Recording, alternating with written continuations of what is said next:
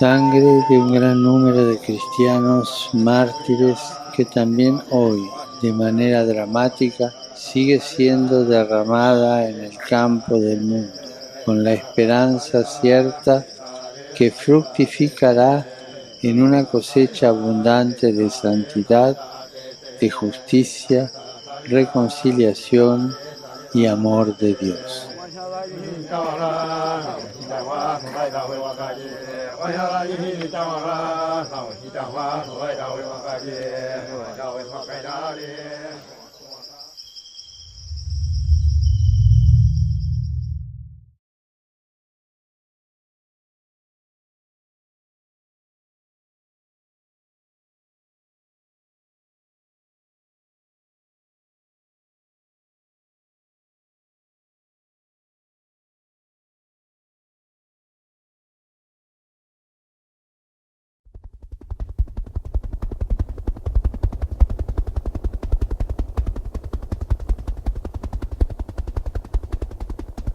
Tres helicópteros del ejército ecuatoriano vuelan hacia el corazón de la selva, en el Parque Nacional Yasuní. Su misión es rescatar los cuerpos de los misioneros Monseñor Alejandro Lavaca y la hermana Inés Arango. Alejandro e Inés son encontrados a pocos metros de una casa tagaeri, un grupo indígena no contactado, perteneciente a la nacionalidad guaraní. Sus cuerpos están atravesados por decenas de lanzas. En la misión de rescate está presente el padre José Miguel Goldaras, misionero capuchino y buen amigo de Monseñor Lavaca. Yo bajé el primero, no porque soy Rambo, lo que sea. Yo no tengo ningún entrenamiento de bajar de una soga, pero es que había que hacerlo. Llegamos allí 4 y querían lo primero ametrallar la casa que estaba ahí, que no hay nadie, que no hay nadie. Yo entro de adentro, que no hay nadie. Claro, no hay nadie. Pero ellos lo primero que hicieron es ametrallar la casa y se cayó la casa. Entonces ahí se me vino a mí la idea, ¿y ahora qué hago yo con todo esto? Dejé la buena en el suelo, Alejandro, yo me quedo aquí. Y no queda aquí ni un milico, ni un petrolero en 500 kilómetros a la redonda. Tenía unas iras tremendas contra todo el sistema, no contra Alejandro, contra todo el sistema, contra todo la prensa que había comenzado un poco a decir las cosas. Es terrible. Casi 30 años después, la muerte violenta de los misioneros ha sido un hecho muy difundido, pero los motivos que los llevaron a arriesgar sus vidas han sido casi olvidados. ¿Quiénes eran los tagaeri y por qué asesinaron con lanzas a los misioneros? ¿Qué dice la muerte de Alejandro e Inés sobre sus vidas?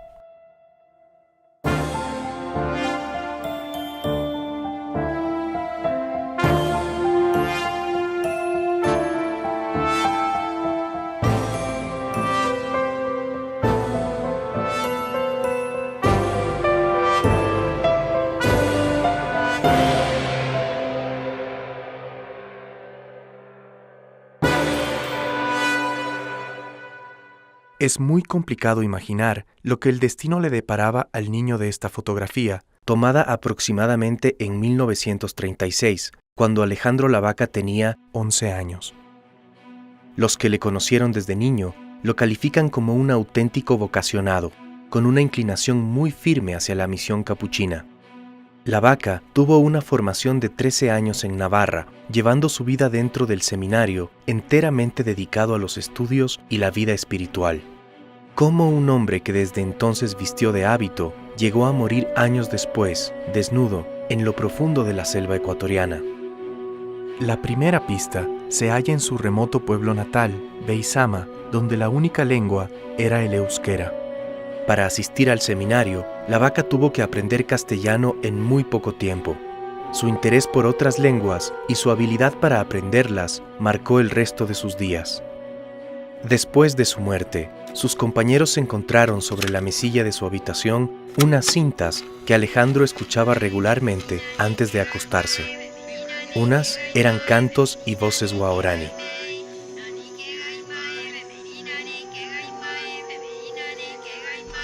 Otras, grabaciones chinas.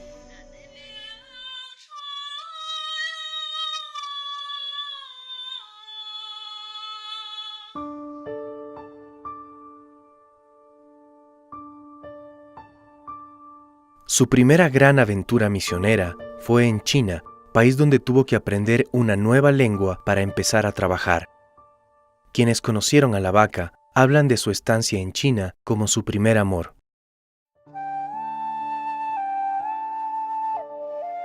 En 1953, la vaca, junto con todas las misiones religiosas, fue perseguido y luego expulsado por el recientemente instaurado régimen comunista de ese país.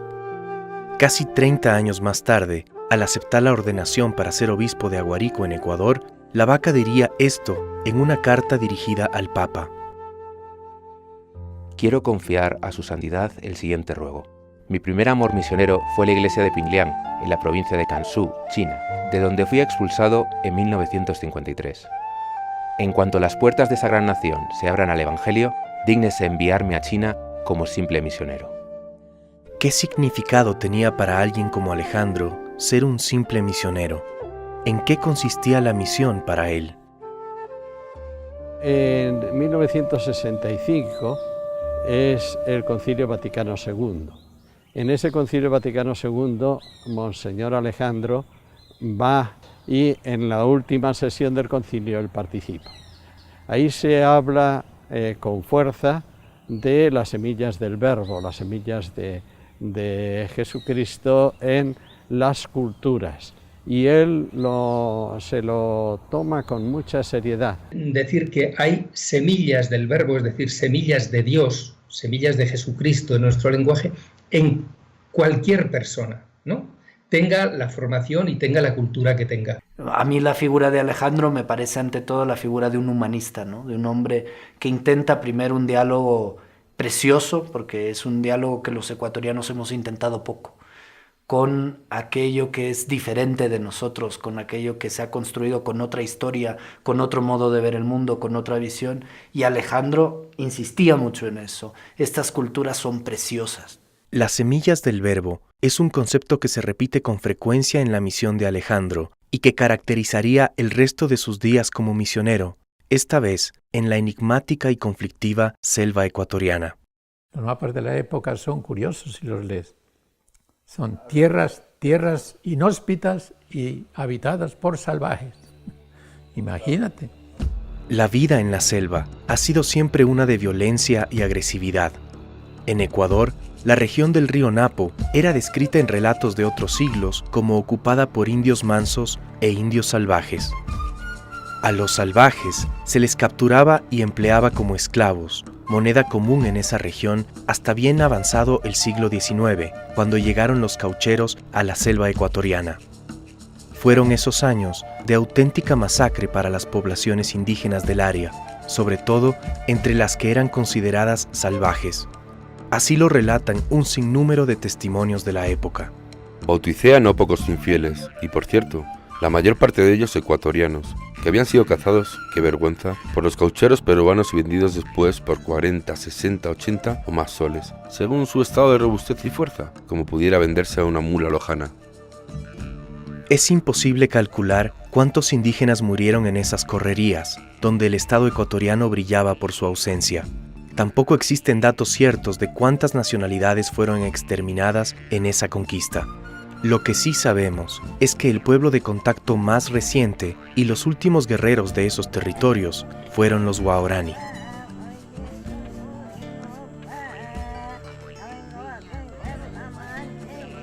Los Waorani fueron por milenios uno de los pueblos más incomunicados del mundo. Prueba de ello es su idioma, que no guarda relación con ninguna otra lengua conocida.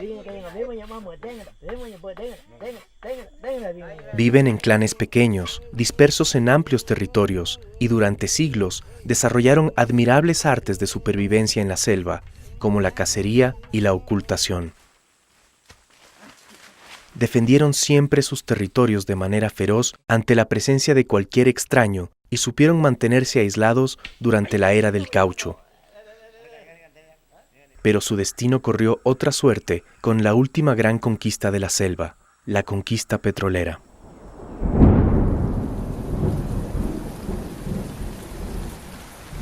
Mañana será lluvia torrencial. Agua, agua, agua y más agua. Frescura y verdor. El paraíso verde. amplitud inconmensurable, libertad de las criaturas de Dios, correr de las aguas silenciosas. Esta era la selva a la que arribó Monseñor Alejandro Lavaca como prefecto apostólico de Aguarico en 1965. El Estado motivaba la entrada de nuevos colonos para conquistar lo que se consideraban tierras inhabitadas. El problema era el indígena y el colono. O sea, el colono entró aquí como dueños y señores de la Amazonía, porque así les metían la mentalidad. La Amazonía es una tierra sin hombres, para hombres sin tierra, como son ustedes, así que cójanse la tierra.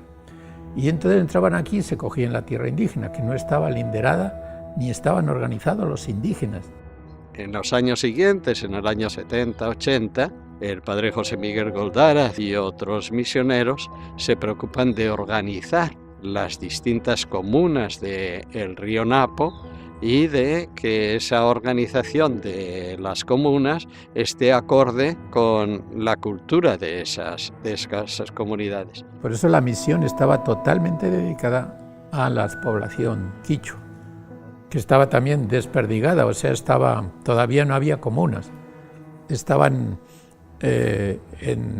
administradas o dirigidas o controladas por lo que llamaban los patronos, las haciendas.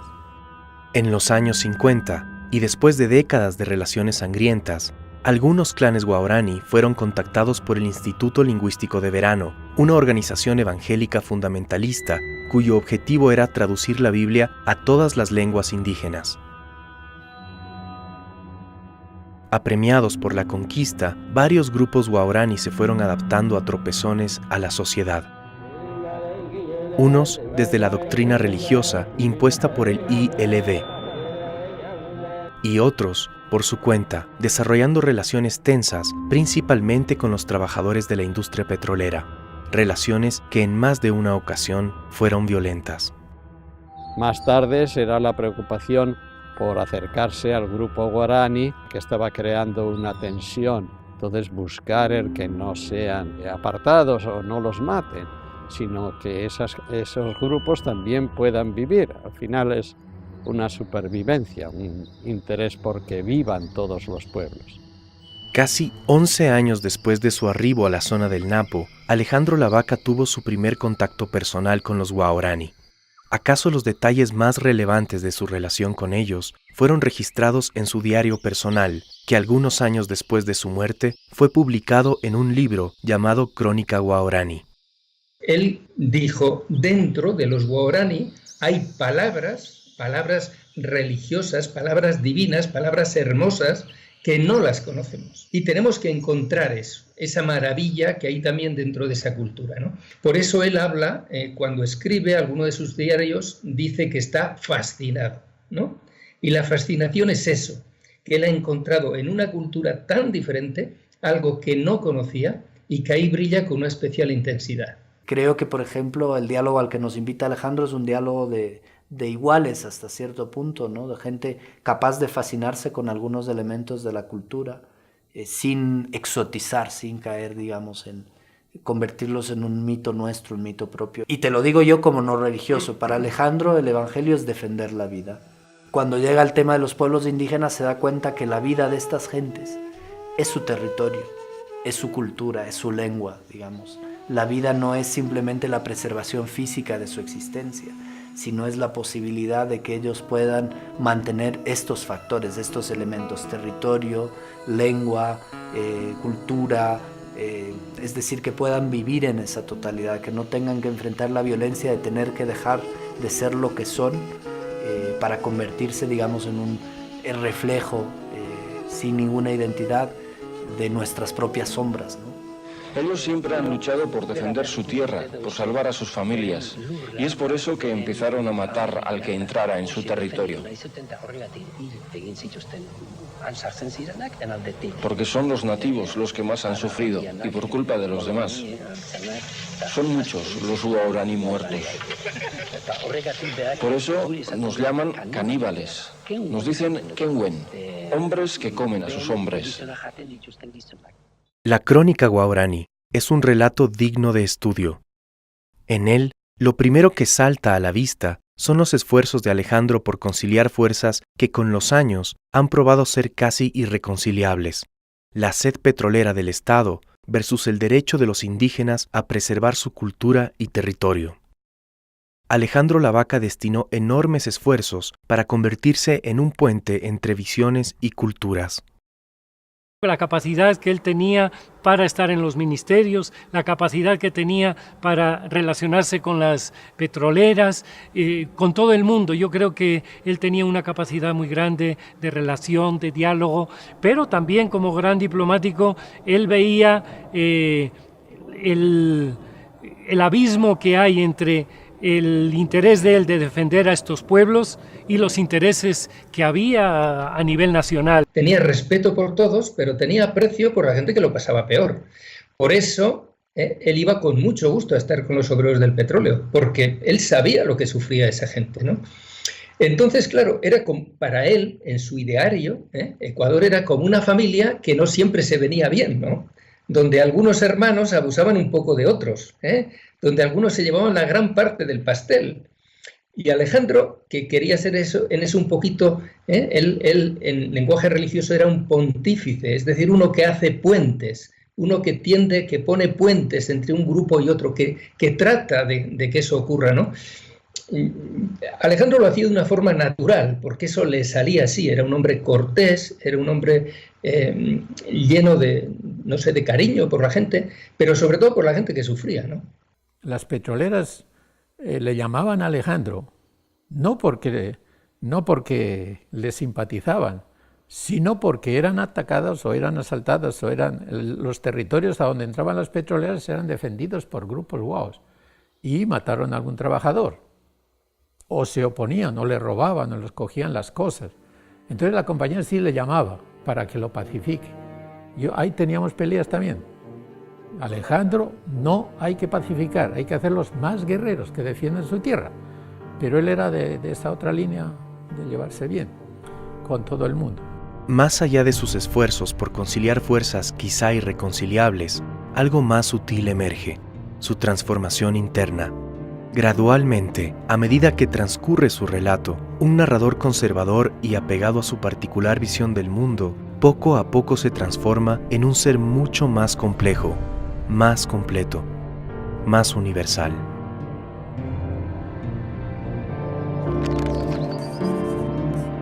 Me levanté inundado de una gran alegría. Tal como estaba, en paños menores, me adelanté hasta el jefe de la familia, Inigua, y Pagua, su señora.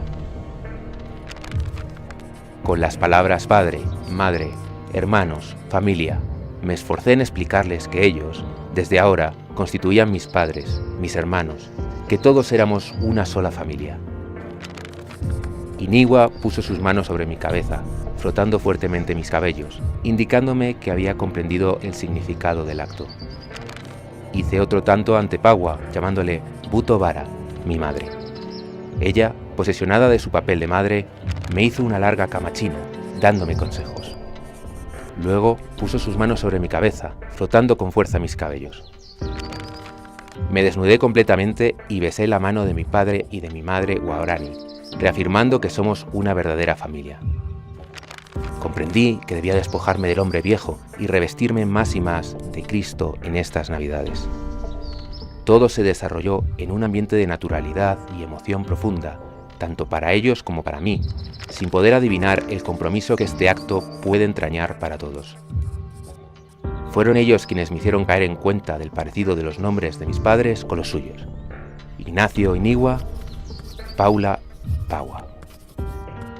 Teológicamente, para nosotros, Jesucristo, decimos que dejó su categoría de Dios, se desnudó de ser Dios y se vistió de hombre.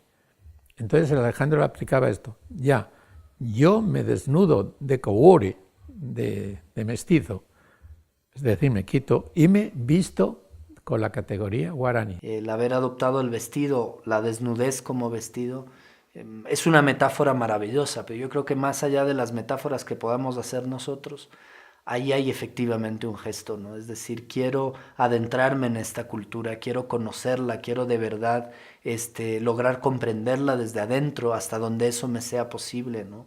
y quiero hacer esto antes de iniciar cualquier otro diálogo, ¿no? Él hablaba del evangelio inédito, porque dice que nos tenemos que olvidar de llevar ni crucifijos ni Biblia para descubrir con ellos el evangelio inédito que está ahí, el Cristo que vive con ellos.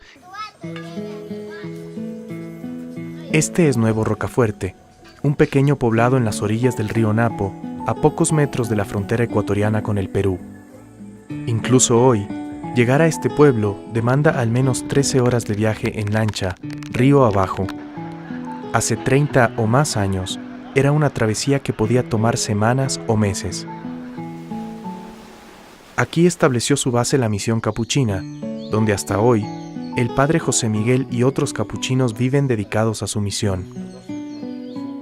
Fue aquí, en una de las estructuras ya abandonadas, donde Alejandro Lavaca dio sus primeros pasos para acostumbrarse a la desnudez. Él vivía ahí en una casita que está ahí atrás, vivía ahí y a las noches solía salir desnudo a andar por acá.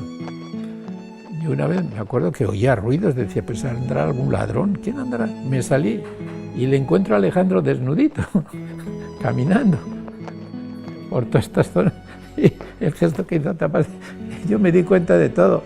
Bueno, me di cuenta de, nada, sácate las manos de ahí y vamos a caminar los dos, no los dos desnudos, yo de vestido y él desnudo, para que te acostumbres, para andar con otro, no solamente tú, anda con otro. Dedicado a los trabajos, sentándome, como ellos, en el suelo no siempre limpio, decido guardar mi pantalón y mi camisa para cuando tuviera que salir a otra cultura. Sudando constantemente, pronto mi ropa interior fue una ofensa ante la maravilla de la obra de Dios en mi cuerpo y una indecencia para la convivencia entre los guaraní. Yo creo que lo que nos cambia a las personas es la fascinación y el amor. Y entonces quieres eso, quieres a esa persona o quieres eso que estás viendo, eso te transforma. Bueno, Alejandro se enamoró de esa gente, ¿no? Alejandro se fascinó. Alejandro estaba encantadísimo y cada vez que tenía que ir donde ellos se le notaba, él disfrutaba con esa gente y por eso se transformó.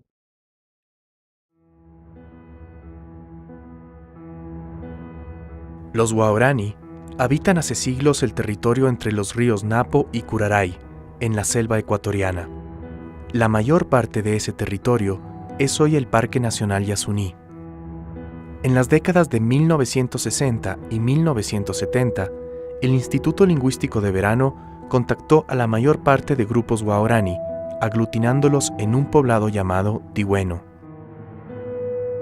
Sin embargo, la gran conquista de la selva no había llegado a todos.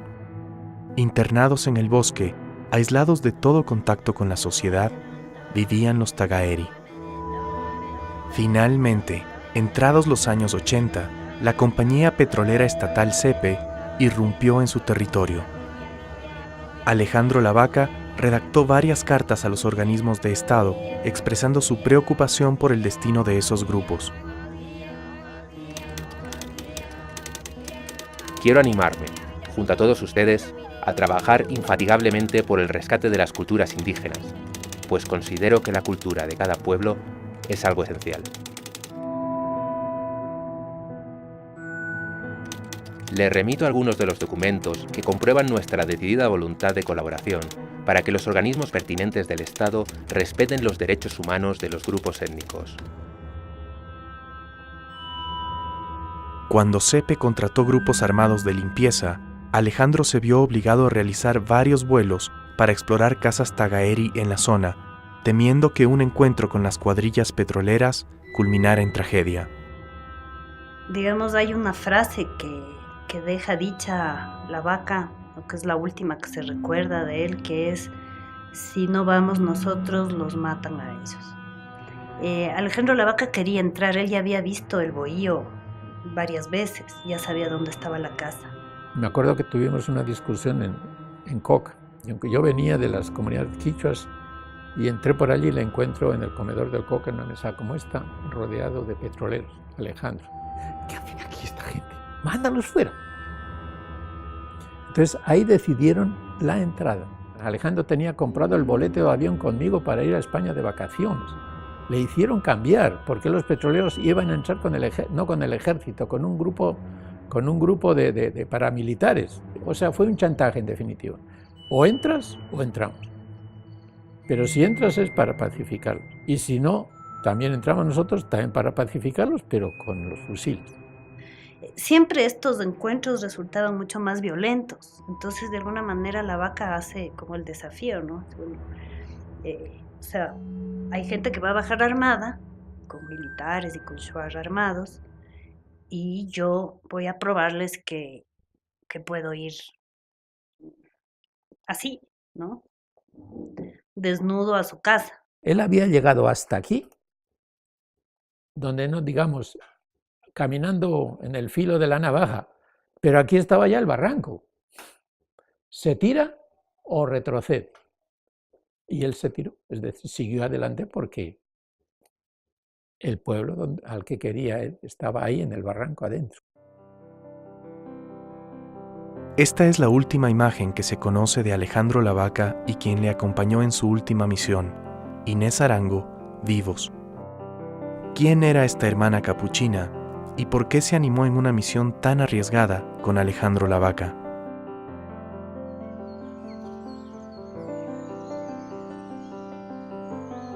Y yo le dije, Inés, por cierto que no te da miedo de irte a la selva. Y entonces se incorporó y me dijo, mira Laura, no me da miedo, soy feliz. Y si muero, muero como le he pedido a Dios. Solamente que nadie sepa dónde estoy, ni qué me pasó. Y era la mujer más feliz porque como era ella, bueno, toda la comunidad, ¿no? Siguen a San Francisco, que es el servicio, la pobreza, entonces lo practicaba muchísimo. Ella podía quedarse sin nada en cuanto a alimentación, a cosas, a lo que sea, pero estaba con la gente sirviéndoles y apoyándoles. Era de una valentía tremenda. Tenía ese coraje físico que hay que tener en esas circunstancias, que muy pocas personas tienen. Inés lo tenía. Inés era la religiosa que llevaba más tiempo con los guaraní, que conocía mejor su lengua, la hablaba mejor incluso que Alejandro, y Alejandro sabía que Inés tenía una gran ilusión. Es decir, Inés se había jugado su profesión, había tenido conflictos con sus hermanas religiosas porque no querían que se dedicara tanto a eso. Inés llegó un momento en que les dijo, bueno, esto es lo que yo quiero hacer. Lo haré de religiosa o fuera de religiosa. Entonces, era una mujer que se había jugado también su vida. Por eso te diré que cuando después algunos les han criticado, personas supuestamente amantes de los indígenas han dicho que aquello fue equivocado, etcétera, etcétera, yo me aguantaba, en general me he aguantado, pero realmente me daba un gran coraje, ¿no? Oír eso. Porque a las únicas personas o de las poquísimas personas que he conocido yo con ese coraje y con esa entrega son ellos. Inés quería ir también, pero no para que le maten, sino porque esa especie de espíritu de mística que a uno se le, ante una misión de este estilo, de llegar hasta el final y ahora retroceder, no es de valentía, sino de compromiso, de convicción, de si yo me les he acompañado hasta aquí, tengo que acompañar hasta el final. Tal vez, a diferencia de Alejandro, Inés tenía total claridad de que aquella sería su última misión. Antes de partir, escribió una carta de despedida. En caso de muerte, el dinero que queda es así. Colombiano, de mis hermanas Ángela y Ana Isabel, y 2.000 pesos de Roque. 4.000 sucres debo a Gabamo por motorista. 5.000 me había dado Imelda y no los gasté. El resto de los 25.000 que me dieron en Rocafuerte para lentes, dientes, etc., que lo empleen para aucas y pobres. Si muero me voy feliz y ojalá nadie sepa nada de mí. No busco nombre ni fama, Dios lo sabe. Siempre con todos, Inés. Los cuerpos de Alejandro e Inés fueron encontrados junto a la casa Tagaeri, atravesados por decenas de lanzas. Desde hace décadas, lanzas como esas han sido encontradas en cuerpos de indígenas, madereros, colonos o incluso miembros de los grupos no contactados. A pesar de la abrumadora evidencia de su existencia, hasta el día de hoy, y como si se tratara de una historia que se repite infinitamente, la sociedad y el Estado niegan que habitan su territorio ancestral. Probablemente existan decenas de muertes en el bosque de las que jamás tendremos registro. Esta es una fotografía reciente, es solo un testimonio, una evidencia más de que los pueblos ocultos aún existen y son tan o más vulnerables que antes.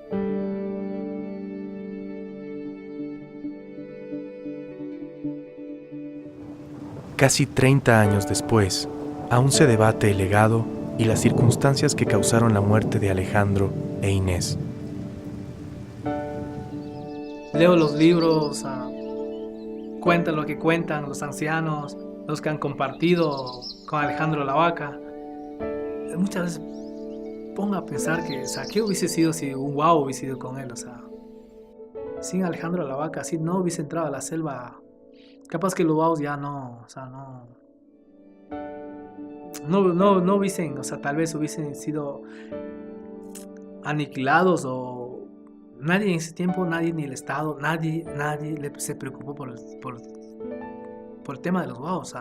Único lo que en ese tiempo el Estado lo que se cuenta, le interesa es el petróleo, no más. Si no hubiese muerto, si no hubiese sacado a cara a Alejandro la Vaca, la selva hubiese sido destruida. Igual capaz los militares con sus armamentos, con fusiles, tal vez se hubiesen aniquilado a todos, ¿no?